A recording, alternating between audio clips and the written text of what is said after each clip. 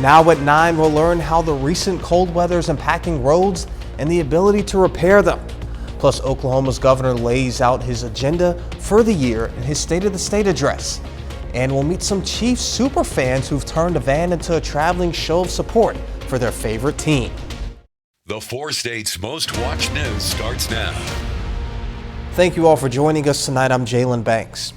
Joplin police are investigating an early morning shooting. Authorities say a suspect is still at large after a shooting at 9th and Monroe. Officers responded to Joplin's Fairview neighborhood to home at 909 South Monroe about 4:45 this morning. That's where they found a man with a gunshot wound. The man was taken to the hospital and is currently in stable condition with non-life-threatening injuries. Authorities say they are still looking for the shooting suspect. The state of Missouri today executed a man who murdered 4 people, including 3 children. Raheem Taylor was executed by lethal injection for the death of his live-in girlfriend Angela Rowe and her 3 children ages 5, 6, and 10 in 2004. The execution is the third for Missouri in 3 months, following those of Kevin Johnson and Amber McLaughlin. Meteorologist Sam Lane joins us with the first look at the weather. Thank you much, Jalen. It's been a rainy day across the area for some folks. Not everybody's been seeing the rain. Right now you can see on radar the heaviest rain is stretching from southern Delaware County right up into southwestern Missouri. Zooming in a little bit closer, you can see the heaviest rain from near Cassville on over towards north of Bella Vista, Pineville, Anderson, back down into Oklahoma. And as a result, we have a flood warning now for parts of Oklahoma and southern Delaware County. The Illinois River is expected to crest at about 13 feet, which is right at flood stage, so flood warning is in effect for that area. Flood advisory for elsewhere in southern Delaware County. Flood watch in effect for Newton, McDonald, Lawrence, and Berry County over the next couple of days, as we're expecting the rain to continue tonight with temperatures dropping through the 40s all the way down to 40 by tomorrow morning. And looking down the lane, we're going to have more rain tonight and a wet Wednesday, as well as a mix on Thursday morning and maybe some snow on Friday, and I'll have all the details in just a bit. As we prepare for the possibility of more snow later this week, KOAM's Amber Jenkins speaks with Joplin Public Works on how they manage the roads. Maintaining the roads in Joplin during the winter months can be overwhelming without the manpower. Our staff are typically working 12-hour shifts, so we'll work as many as it takes. The city of Joplin assesses the road conditions and color code the ones that need repair. Ideally, your road is green. That's where you want to be. You want your road to be green. During the winter months, the city put temporarily patches on potholes. What you will see is during the summer months, that's when we do the, patching the potholes. You can't do the permanent patches in the wintertime because the asphalt plants are not open. Reporting in Joplin, Amber Jenkins, KOAM News. Citizens are also able to report road conditions by going to the Joplin Public Works website. The Carthage High School dance team hit the road today. They're traveling to Orlando, Florida for a national dance competition. Before they left, though, the rest of the school gathered to wish them luck. We've been dancing together since we were 3. So all 5 of these girls, we've known each other since we were absolute babies. And we all love each other so much, and it's so much fun to work together and, lead this team to hopefully a victory. Finals for the competition will be Sunday. House lawmakers holding a hearing today to discuss China's over-imposing threat to the U.S. This as crews continue their work to recover all the debris from a Chinese spy balloon shot down over the weekend. Fox News correspondent Brian Yanis has the latest from South Carolina, where workers are searching the ocean floor. We have to stop being naive about the threat we face from China. House lawmakers and former military officials sounding the alarm over the growing national security threat the U.S. faces from China. The House Armed Services and Financial Committees both holding hearings today following China's infiltration of U.S. airspace last week with a surveillance balloon. When the Biden administration allowed a CCP spy balloon to traverse some of our nation's most sensitive military sites. Make no mistake, that balloon was intentionally launched as a calculated show of force. But President Biden saying this incident does not weaken U.S. relations with China. We've made it clear to China what we're going to do. They understand our position. We're not going to back off. We did the right thing. and there's not a question of weakening or strengthening. It's just the reality. Meanwhile, Navy crews continue their work off the coast of South Carolina to recover any remaining debris from the downed airship. The airship was the size of a regional jetliner, weighing a couple thousand pounds and leaving a debris field 15 football fields wide. In addition to information gathered by U-2 spy planes that flew alongside the airship as it crossed the country, this debris will be essential to further understand China's capabilities. The PRC is a learning machine. Xi Jinping, if nothing else, is watching and learning. We need to understand more fully the PRC, the Chinese surveillance capabilities and systems. The debris is being sent to the FBI lab in Quantico, Virginia for further analysis. In Myrtle Beach, South Carolina, Brian Yennis, Fox News. Coming up, how some local Chiefs superfans are going all out to show their support of the Chiefs. Two local Friends and Chiefs superfans have been taking tailgating to a new level. KOAM's Carrie Worthen has more on this story. It's our hobby. Yeah. A lot of people hunt, fish, golf. We participate in tailgate and go to Chiefs games. Chad Como, owner of Como Jewelry in Pittsburgh, and Chris Keller, manager of Como Jewelry in Joplin, have been friends for 20 years and Kansas City Chiefs season ticket holders for 16. Part of the game day experience for us is having a big tailgate party and having all our friends and family and all of our kids and our wives are big time into it. So it's a thing we like to do with our families. Being season ticket holders, Como and Keller attend all home Chiefs games in style. War Wagon, as they call it, is a 11-passenger van covered in Chiefs. If there's a tradition, it's the War Wagon. It hauls all of our friends and family from Pittsburgh to and Joplin to Kansas City, and holds all of our gear and allows us to have a big tailgate. Como and Keller host around 40 people at each tailgate. Everybody kind of has a role to play. I'm kind of the red chef. I do all of the tailgate cooking. I do all of the prep food-wise. We try to theme our tailgate menu towards our opponent. So, as an example, if Buffalo comes to town, we've done buffalo chicken sandwiches. We've Philly. With Philly, we would do like Philly cheesesteaks or something like that. Even though the War Wagon is staying home this Sunday, it's not stopping these friends from watching the Super Bowl from home. In Pittsburgh, Carrie Worthen, KOAM News. Go Chiefs! Como Jewelry in Pittsburgh is full of Kansas City Chiefs decor, including their bathroom. Out of this world. That's the theme for this year's 5K and Walk for Autism hosted by Freeman Health System. The event will take place on Saturday, April 22nd. It will raise funds to support program development and scholarship assistance at the Bill and Virginia Leffen Center for Autism. The Freeman 5K started as a way to get employees exercising with coworkers and families, but evolved to support a variety of programs over the years. So I would love for us to reach $50,000. That's kind of where we'd like to be. Help support our program development so that we can provide ABA services to individuals on the spectrum. This is the 16th year of the Freeman 5K and the third year that the walk has support the Leffen Center.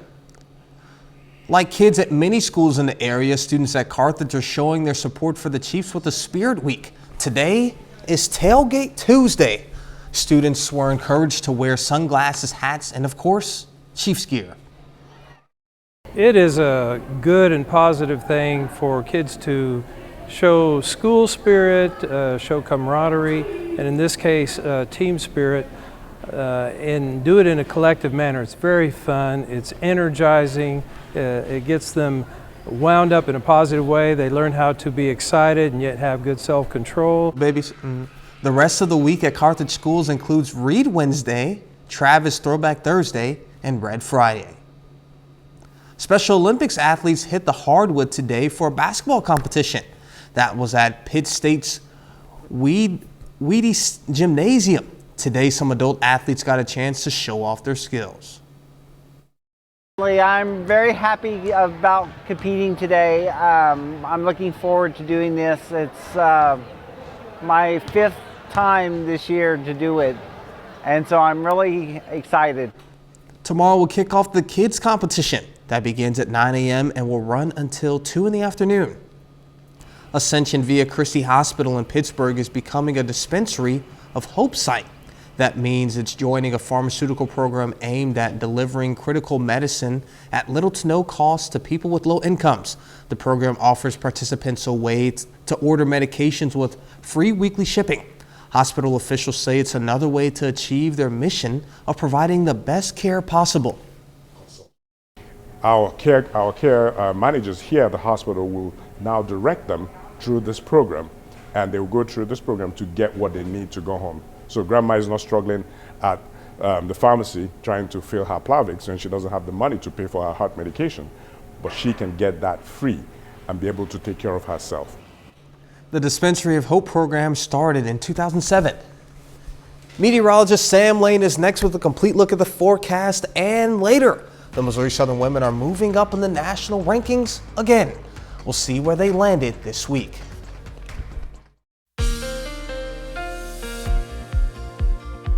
Well, friends, we had a lot of rain across the area. In fact, producing some flash flood watches in for parts of our area, and we have more rain on the way. Right now at Indigo Sky Casino in Missouri, you can see the wet pavement down there, also wet pavement here in Joplin. We only made it up to 49 degrees after starting out at 42, so very short thermometer today. Of course, the record's 72 back in 2015.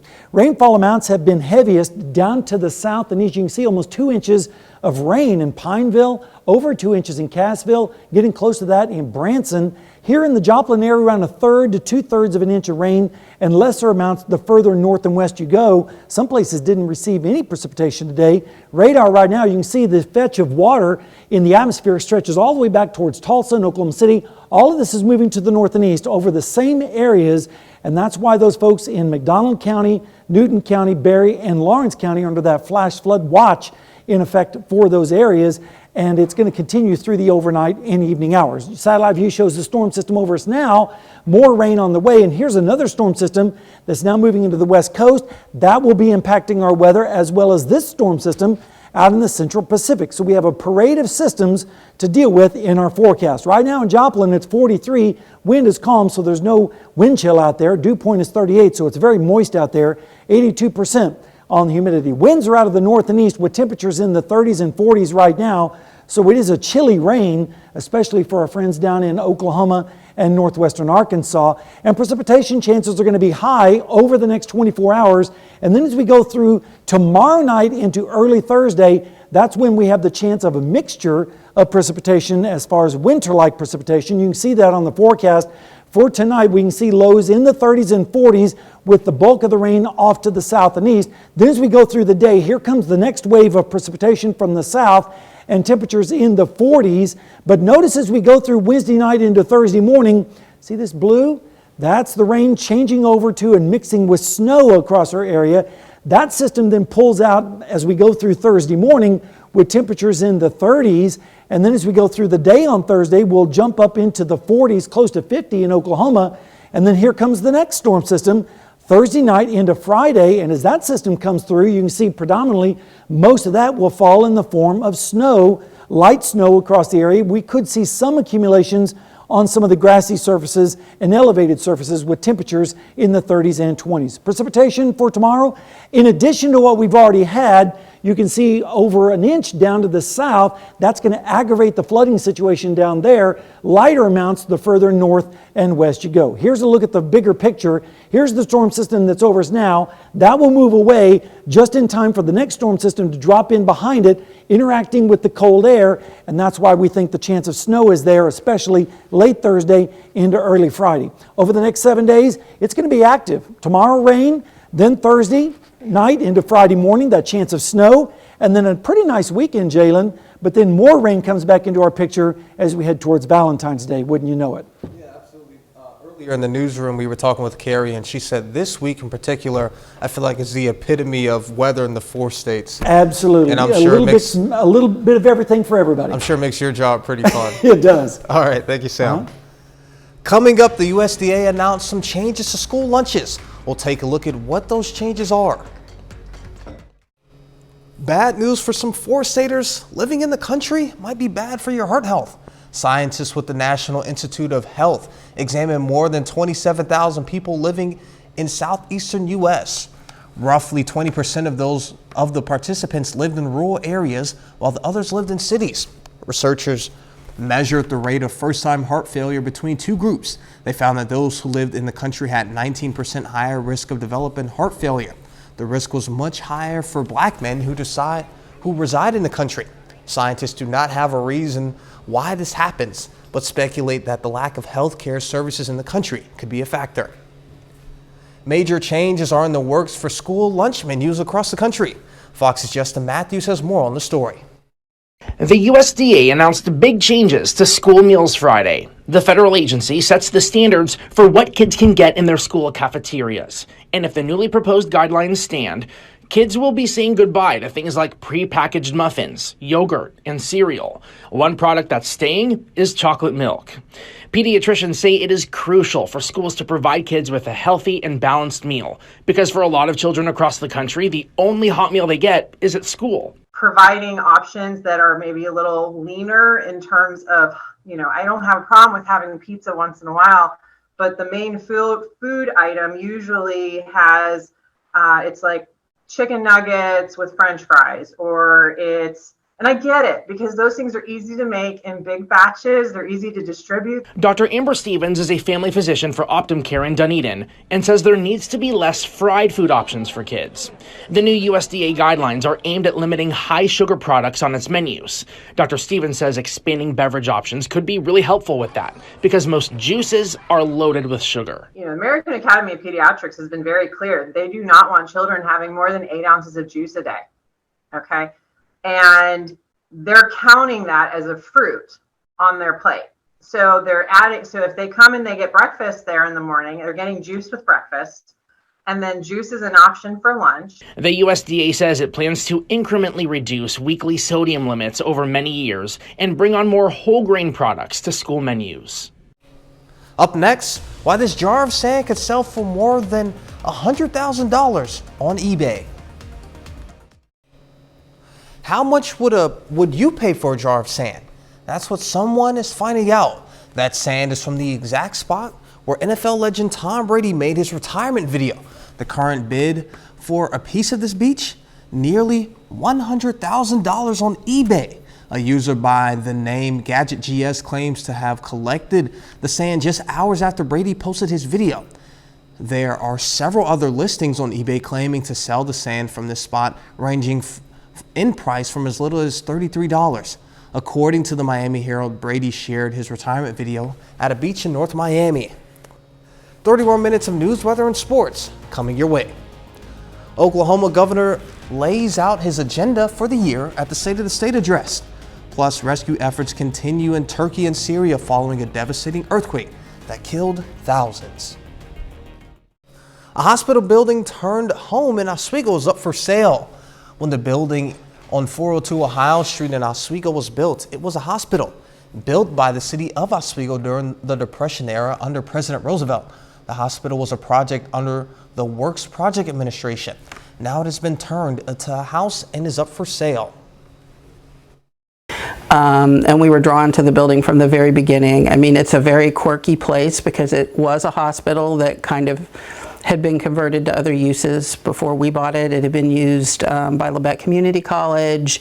An individual had a museum here for a little while. So it had been kind of changed and had morphed into something different than a hospital. The building was supposed to be used as a rescue center for cat and other stray animals. Freeman Health System gave people a chance to learn a life-saving technique, CPR. Freeman's Screen team hosted the community-wide course. Officials say the collapse of Buffalo Bills player Damar Hamlin served as a reminder of the importance of knowing CPR, as it was critical in saving his life. Today's course covered adult, child, and infant CPR techniques. Well, there is a proper way to do it. There's a hand placement, there's a depth that you have to get to, and you have to do a certain number of compressions and in a minute. And so we teach all those things in our class. The course also detailed the use of an automated external defibrillator. Oklahoma Governor Kevin Stitt yesterday laid out his vision for Oklahoma's next year during his annual State of the State address ahead of the legislative session. Stitt said some of the big issues he wants lawmakers to address are tax cuts, specifically the grocery tax. The governor also spoke of education and his want for school choice and performance-based pay for Oklahoma teachers. And he called on lawmakers to ban all gender transition surgeries and hormone therapies on minors. Honda is recalling more than 114,000 vehicles over backup camera display that may not work when the vehicle is in reverse. The recall involves 2018 to 2020 FIT hatchbacks and 2019 to 2022 HRV SUVs. The malfunction is the result of a faulty audio system circuit, and it only involves vehicles with an ignition key, not a push start button. Honda says it's aware of just over 200 warranty claims related to the issue, but fortunately there have been no injuries. A new report shows U.S. consumers might be getting more cautious about spending money. Numbers from the Federal Reserve show outstanding credit grew by about $11.5 billion in December. That's the lowest increase since January 2021 and well below expectations. An analyst with Bankrate says consumers are becoming reluctant to buy expensive physical goods. Spending on services like meals out and travel has been more robust. A single ticket matched all of the winning numbers for last night's Powerball jackpot of over $754 million. The ticket was sold in Washington State. The lucky numbers were 5, 11, 22, 23, 69, and the other winning Powerball number was 7. The winner can choose an annuitized prize or a lump sum of $407 million, according to the game's website. It's the 5th largest prize in its history, and it's the first Powerball jackpot win this year. We're seeing more survivors pulled from the rubble following a pair of deadly earthquakes and dozens of powerful aftershocks along the Turkey-Syria border. Fox News senior foreign affairs correspondent Greg Palco has more from Turkey. How are things here? Not good. The death toll is still climbing quickly here in Turkey following a pair of powerful earthquakes on Monday. They hit the Turkey-Syria border region, an area already flooded with refugees from the ongoing Syrian civil war. Now, rescue workers are digging in freezing temperatures. In some areas, there's heavy snowfall, desperately searching for survivors in the debris of collapsed buildings. The current situation requires us to take extraordinary measures. We decided to declare a state of emergency so the search and rescue activities can be carried out rapidly. There have been some dramatic stories of survival. Some people, including at least one little girl, pulled out alive after being buried for more than a day. More than 400,000 here in Turkey are now taking refuge in temporary shelters as they wait for more aid to arrive. We need everything. We don't have any water, any oil. We are waiting here at the oil gas station about 6 or 7 hours. And the international community has been stepping up. More than 70 countries offering supplies and personnel. There are now thousands of foreign rescue workers here, including some from the U.S. And officials say that support will continue. There's a broader element of our response. We're looking at additional funding resources that we have available, again, for both sides of the border. And as night has fallen here, the UN says it is looking for ways to reach people in more remote areas, still waiting for rescue teams. In southern Turkey, Greg Palka, Fox News. A little later, the Alec Murdaugh murder trial enters its 3rd week, with witnesses testifying about financial crimes.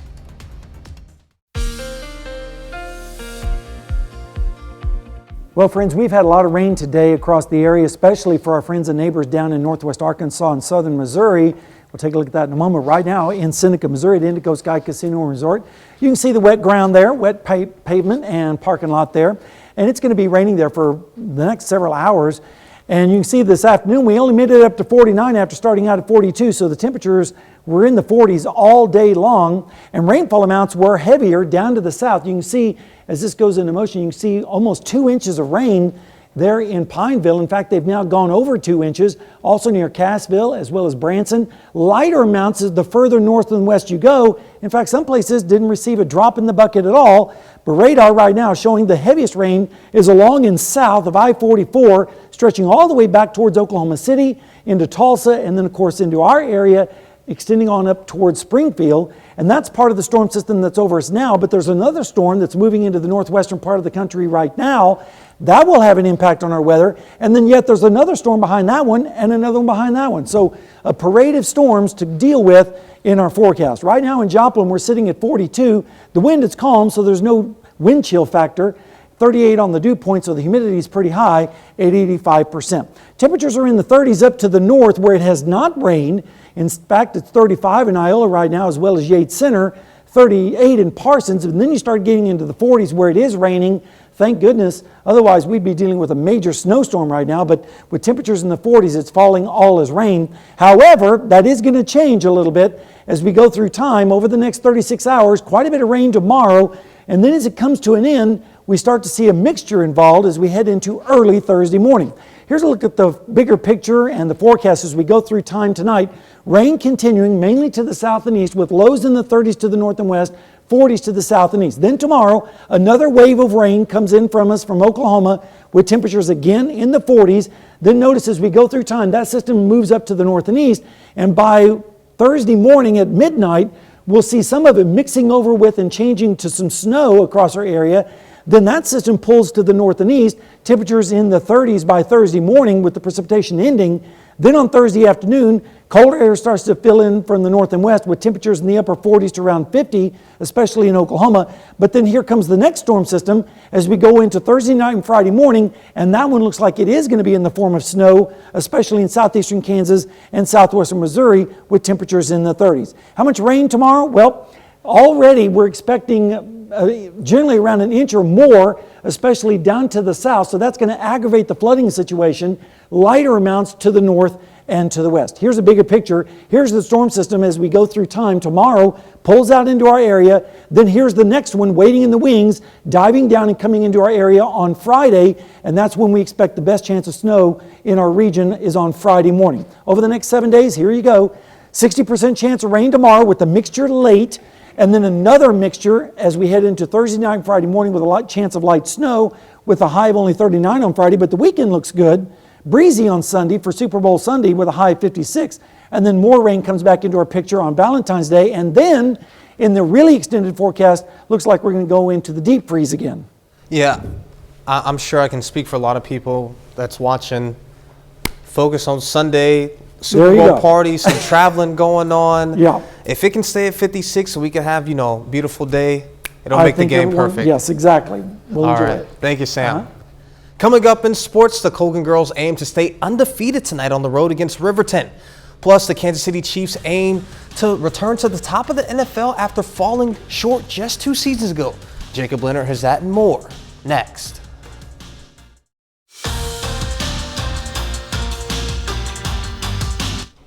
The St. Mary's Colgan girls basketball team is still undefeated. The Panthers have made it through the first 15 games without a loss, and they're currently ranked #1 in the state in Class 2A. Now tonight, Colgan tries to stay perfect on the road against CNC rival Riverton. Now starting in the first period, a little high-low action with Lauren Torrance feeding Lily Brown. Brown finishes with the left. At that point, Colgan with a 10-5 lead. To the second now, loose ball, Torrance, right place at the right time. It's deflected right to her for the lay-in. That pushes the Panthers' lead to 7. Moments later, Colgan getting it done from the outside as well. Freshman Jakayla Davis. She's going to be good for a long time. 3 ball there, but late in the fourth, got a career milestone here. Davis to Torrance, easy 2 for the Colgan senior, and that is her 1,000th career point. Colgan wins. Lauren Torrance finishes with 26 tonight. She now sits at 1,001 career points. It definitely means a lot. Like, it knows that my coaches put a lot of work into me, and my teammates know, and they push me every day to make me better. Definitely having their support, it means a lot, because then you know they're there, and they're very unselfish teammates. So they're pushing, they're like really wanting me to get it. So then having their support, knowing they want me to get it, was really good. They're all happy, and it's good to realize, know you have that support behind you. In the boys' game, Colgan trying to make it a road sweep, but it is Riverton getting the job done tonight, 55-47. To Galena now, CNC matchup between the Bulldogs and Frontenac Raiders. Annie Lee, really good in the first quarter. Knocks down the open three from the far corner. Then, same thing from the other side. Lee hits 3 threes in the first. Raiders lead by 11 after 1. But the night was about Hattie Pyle. The Frontenac senior drive, spin move through some traffic for 2. That right there is the 1,000th career point for the Frontenac standout, and everybody knows it. Raiders win 56-43, and for Hattie Pyle, a career milestone.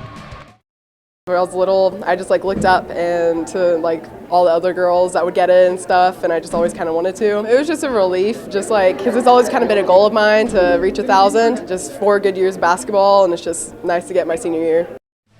In the boys' game, big one here, Galena 15-0, trying to stay unbeaten against the Raiders and sweep the season series. Bulldogs start fast and finish it off tonight, 55-41. In Southwest Missouri, the Neosho Wildcats put their 7-game winning streak on the line at home against Joplin. Check it out, big-time road win for the Eagles tonight. Joplin beats Neosho 76-69. The Kansas City Chiefs are just 5 days away from playing in the Super Bowl. The Chiefs face the Philadelphia Eagles on Sunday night in Arizona, trying for their 3rd Super Bowl title in franchise history. Now, both of these teams actually won Super Bowls in the last few years. Eagles did it in 2018. The Chiefs won it all back in 2020. Now, the last 2 years, though, Chiefs have lost in the Super Bowl and lost in the AFC Championship, so they've been close, but they're motivated to get back to the top and win it all again this weekend. You just take motivation from the loss that you had. I know what it feels like to win the Super Bowl now and to lose the Super Bowl, and winning it, even though I didn't play my best game, I came through when it counted. And was able to win it. And then the loss, obviously, I left everything out there, but you lose, and that feeling you have in the locker room after it's a terrible feeling because you're so close to your ultimate prize. And so you take motivation from that and try to do whatever you can to make sure you have that winning feeling, because that's one that you can have forever as well. The Missouri Southern women move up in the national rankings once again this week. The Lions are up 3 spots to number 21 in the latest WBCA poll released today. The Southern has won 9 games in a row. 21-4 overall, including 13-4 in the MIAA. And the Lions will be on the road for a big one this Saturday, facing MIAA rival Pittsburgh State. And that's it for sports. We're back after this. It's the 3rd week in the double murder trial of disgraced former attorney Alec Murdaugh.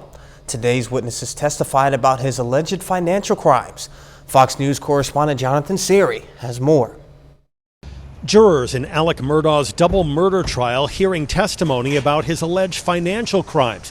Prosecutors suggest the evidence shows Murdaugh killed his wife Maggie and their son Paul to distract from ongoing legal issues. On Tuesday, Jeannie Seckinger, an executive from Murdaugh's former law firm, said he was gifted in manipulating clients for financial gain. I think Alec was successful more not from his work ethic, but from his ability to establish relationships. Hours before Murdaugh's wife and son were killed, Seckinger confronted him after discovering nearly $800,000 in missing settlement fees. He looked at me with a pretty dirty look, one I'd not seen before, and said, "What do you need now?" I said, "I have reason to believe that you received the Ferris money directly to you, and you need to prove to me that you did not." Alec assured her the money was in a trust, but as time went on, the firm learned he had allegedly embezzled millions from the law group and client settlements. Seckinger testified that Murdaugh was depositing checks for fees and settlements into an account he controlled. And why did you have to pay that money back? Because Alec stole it as well. Also on Tuesday, the judge ruled jurors could hear evidence about what crime scene technicians found after testing a rain jacket that was discovered months after the murders. If convicted in connection with the killings, Murdaugh could face 30 years to life in prison. In Atlanta, Jonathan Seri, Fox News. Coming up, we'll learn about a 17-year-old who's already earned his pilot's wings. A teenager from New Mexico is a trailblazer. At age 17, he's become the youngest pilot and the youngest African American in the state to earn his wings. Faith Mbangnu has more on how this teen got interested in flying and about his future plans to soar to new heights. Double ground, Skyhawk 739. Gabriel Carruthers is no stranger to flying high. Aviation sparked his interest early on. My father had a family friend who had an airplane that he used to fly with, so he thought it'd be interesting to take me and my brother up for a flight when we were 5 and 6 years old. At age 14, he designed and built his first flight simulator. A home-built computer, so I had to do research on what went into a computer and then what all parts and components I needed to make sure it worked. And then learning all the intricate pieces of it, the programming of it, and the simulator itself was another thing. And boy, did it pay off.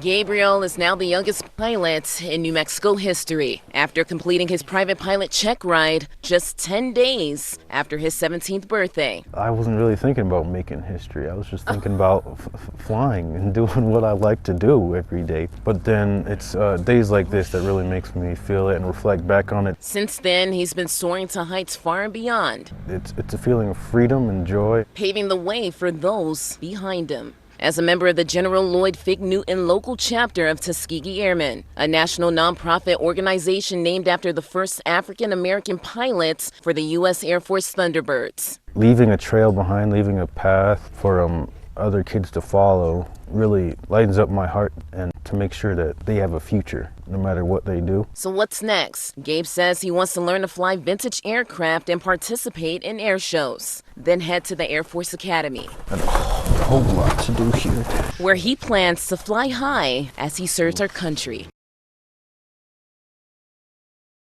17 years old, man. A round of applause. Salute to you, man. Well, that's our time for tonight, and thank you all so much for joining us. But before you go, we'll leave you with a video of elephants playing in snow at the Arizona Zoo. Be safe, and we'll do this all again tomorrow. See you then.